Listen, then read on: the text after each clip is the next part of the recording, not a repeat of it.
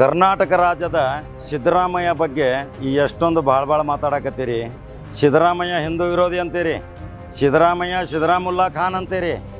ಆದ್ರೆ ಆ ಅಪಪ್ರಚಾರ ಮಾಡುತ್ತಿರುವವರಿಗೆ ಇವತ್ತು ಇದೇ ಸಿದ್ದರಾಮಯ್ಯ ಈ ಮುಜರಾಯಿ ಇಲಾಖೆಯಲ್ಲಿ ಇದ್ದಂಥ ಆಸ್ತಿ 11,499 ಎಕರೆಯನ್ನು ಇಂಡೀಕರಿಸಿದ್ದು. ಭಾಳ ಗಮನ ಹರಿಸಿ ಕೇಳ್ರಿ ಕರ್ನಾಟಕ ರಾಜ್ಯದ ಮಹಾಜನತೆ. ಸಿದ್ದರಾಮಯ್ಯ ಏನು ಮಾಡಾಕತ್ತಾರ?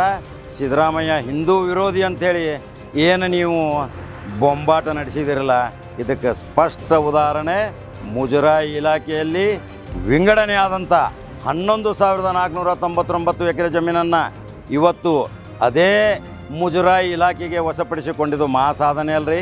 ಯಾವುದೇ ಆಧಾರರಹಿತ ಆರೋಪ ಮಾಡೋಕ್ಕಿಂತ ಮುಂಚಿತ ಸಿದ್ದರಾಮಯ್ಯ ಒಬ್ಬ ದೊಡ್ಡ ಅರ್ಥಶಾಸ್ತ್ರಜ್ಞ ಇದ್ದಂಗೆ ರೀ.